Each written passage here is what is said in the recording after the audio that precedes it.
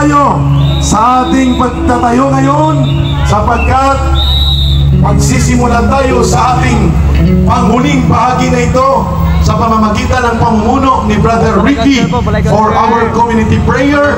At lahat ng mga naging speakers kanina, after the prayer, you can come up the stage to join us with Brother Franco and Brother Ricky para sa ating commitment song bago tayo ang samantalang maghiwa-hiwalay ngayong gabi.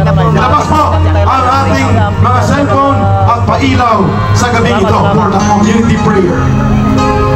Mga kapatid, bago sa ating dalangin, mayroon akong babasahin ng mga salita ng ating Ama, ang ating Amang makapangyarihan, dito sa Isaiah chapter 41, verse 10 to 13. Ganito ang sinasabi ng mabanal na salita ng ating Panginoon. Huwag kayong matakot, sapagkat ako'y sumasayo. Huwag kang mandupaypay, sapagkat ako'y iyong Diyos. Aking palalakasin ka.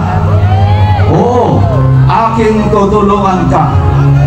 Oo, aking alalayan ka ng kanang kamay ng aking katuwiran.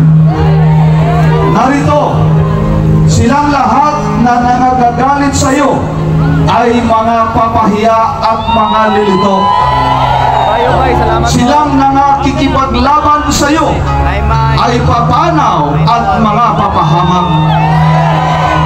Iyong hahanapin sila at hindi mo mga susumpungan. Sa pagkatuwid bagay, silang nakikipaglaban sa iyo, silang nakikipagdigma laban sa iyo ay papanaw at gaya ng bagay ng ulang. Sapagkat akong Panginoon mong Diyos ay hahawak ng inyong kanang kamay na magsasabi sa iyo, huwag kang matakot, aking tutulungan ka. Sa mga salita na yan ng ating Amang makapangyarihan, tayo'y manalangin na ang kapangyarihan ng Ama ang siyang manguna sa atin. Sa ating pakikibatang ito, wala tayong dapat na sandigan. Huwag tayong manalig sa lakas ng tao. Isa lang ang ating sandigan. Walang iba kundi ang ating Amang makapangyarihan sa langit. Sapagkat kung kasama natin ang Ama, walang sinuman na maaaring maging kalaban natin. Kaya taas natin ating mga kamay at tayo ay mananalangin sa gabing ito. Amang makapangyarihan na siyang may likha ng lahat ng bagay, Panginoong Jesucristo, kami po ay lubos na nagpapasalamat sa inyong dakilang pag-ibig sa bawat isa sa amin. Maraming salamat po, Ama, sapagkat ang bayang ito, ang bansang Pilipinas, ay siyang bayang hinirang at pinili po ninyo. Kaya Ama, sa gabing ito, narito po ang inyong bayan na tinatawag sa inyong pangalan. Kami po ay nagpapakubaba ng aming mga sarili at humihingi ng kapatawaran ng aming mga kasalanan. At kami po, Ama, ay patuloy na dumadalangin sa inyo. Pagalingin niyo po ang aming bayan. Sukdulan na po ang kasamaan. Linisin niyo po ang aming bayan sa lahat ng uri ng karumihan.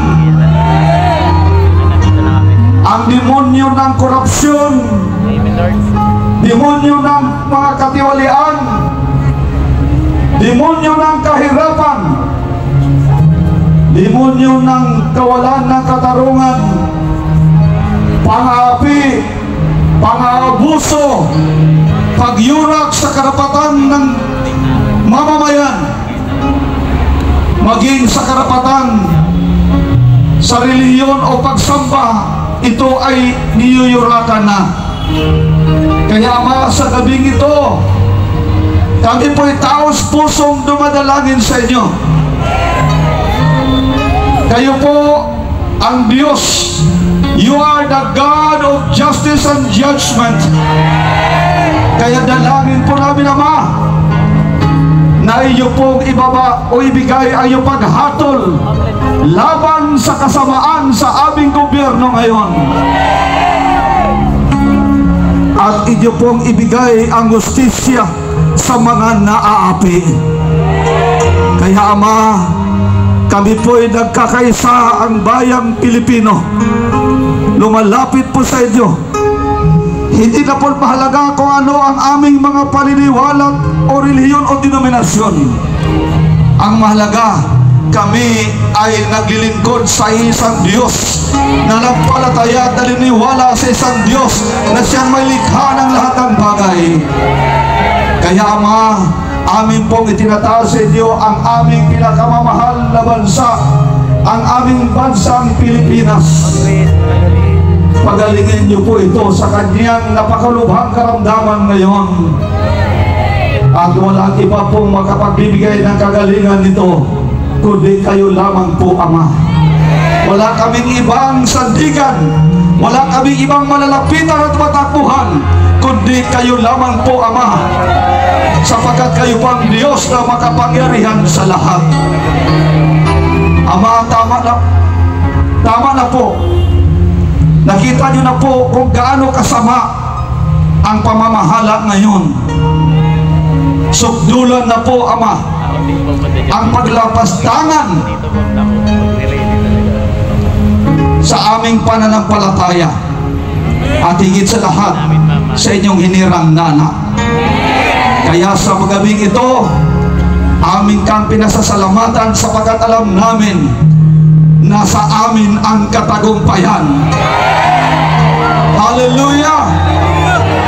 Kaya ang lahat ng papuri, pasasalamat, lahat ng kalulutian ay aming pong ibinabalik sa inyong dakila at makapangyarihang pangalan na higit sa lahat ng pangalan, ang aming Panginoong Jesucristo.